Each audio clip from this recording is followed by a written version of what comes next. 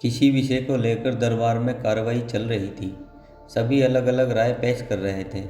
सभी एक एक कर अपनी अपनी राय दे रहे थे।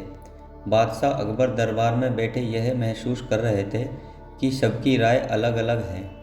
उन्हें आश्चर्य हुआ कि सभी की राय एक जैसी क्यों नहीं होती, सब एक जैसा क्यों नहीं सोचते। यह सोच अकबर ने बीरबल से पूछा, बीरबल, क्या तुम बता सकते हो कि लोगों की राय आपस में मिलती क्यों नहीं? हमेशा सब अलग अलग क्यों सोचते हैं? बीरबल बोला, बादशाह सलामत, हमेशा ऐसा नहीं होता। कुछ समस्याएं ऐसी होती हैं जिन पर सभी के विचार समान होते हैं।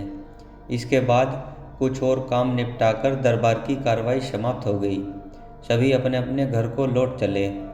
उसी शाम जब बीरबल और अकबर बाग में टहल रहे थे, तभी बादशाह अकबर ने फिर वही राग छेड़ दिया और बीरबल से बहस करने लगे। तब बीरबल बाग के ही एक कोने की ओर उंगली से संकेत करते हुए बोला, वहाँ उस पेड़ के निकट एक कुआं है, वहाँ चलिए। मैं कोशिश करता हूँ कि आपको समझा सकूँ कि जब कोई समस्या जनता से जुड़ी हो तो सभी एक जैसा ही सोचते हैं। मेरे कहने का मतलब यह है कि बहुत सी ऐसी बातें हैं जिनको लेकर लोगों के विचार एक जैसे होते हैं। अकबर ने कुछ देर कुएं की ओर देखा और फिर बोले, लेकिन मैं कुछ समझा नहीं। तुम्हारे समझाने का ढंग कुछ अजीब सा है। बादशाह जबकि जानते थे कि बीरबल अपनी बात सिद्ध करने के लिए ऐसे ही प्रयोग करता रहता है। बीरबल बोला, सब समझ जाओगे हुजूर। आप शाही फरमान जारी कराएं कि नगर के हर एक घर से एक लोटा दूध लाकर बाग में स्थित इस कुएं में डाला जाए। दिन पूर्णमासी का होगा। हमारा नगर बहुत बड़ा है। यदि हर घर से एक लोटा दूध इस कुएं में पड़ेगा तो यह दूध से भर जाएगा। बीरबल की यह बात सुनकर अकबर ठहाका लगाकर हंस पड़े। फिर भी उन्होंने बीरबल के कहे अनुसार फरमान जारी करा दिया। शहर भर में मुनादी करवा दी गई कि आने वाली पूर्णमासी के दिन हर घर से एक लोटा दूध लाकर शाही बाग के कुएं में डाला जाए। जो ऐसा नहीं करेगा उसे सजा मिलेगी। पूर्णमासी के दिन बाग के बाहर लोगों की कतार लग गई।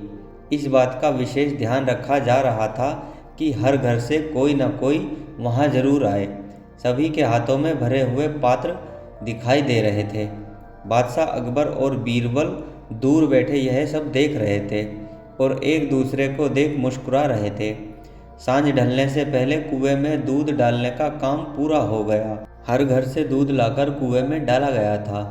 जब सभी वहां से चले गए तो अकबर व बीरबल ने कुएं की निकट जाकर अंदर झांका। कुआं मुंडेर तक भरा हुआ था, लेकिन यह देखकर अकबर को बेहद हैरानी हुई कि कुएं में दूध नहीं, पानी भरा हुआ था। दूध का तो कहीं नामो निशान तक नहीं था। हैरानी भरी निगाहों से अकबर ने बीरबल की ओर देखा। देखते हुए पूछा, ऐसा क्यों हुआ? शाही फरमान तो कुएं में दूध डालने का जारी हुआ था। यह पानी कहाँ से आया? लोगों ने दूध क्यों नहीं डाला? बीरबल एक जोरदार ठाका लगाते हुए बोला, यही तो मैं सिद्ध करना चाहता था हुजूर। मैंने कहा था आपसे कि बहुत सी ऐसी बातें होती हैं जिस पर लोग एक जैसा सोचते हैं, और यह भी एक ऐसा मौका था। लोग कीमती दूध बर्बाद करने को तैयार न थे। वे जानते थे कि कुएं में दूध डालना व्यर्थ है, इससे उन्हें कुछ मिलने वाला नहीं था। सभी यह सोच रहे थे कि सब लोग दूध डाल रहे हैं, मेरे एक लोटा पानी डालने से क्या फ़र्क पड़ेगा।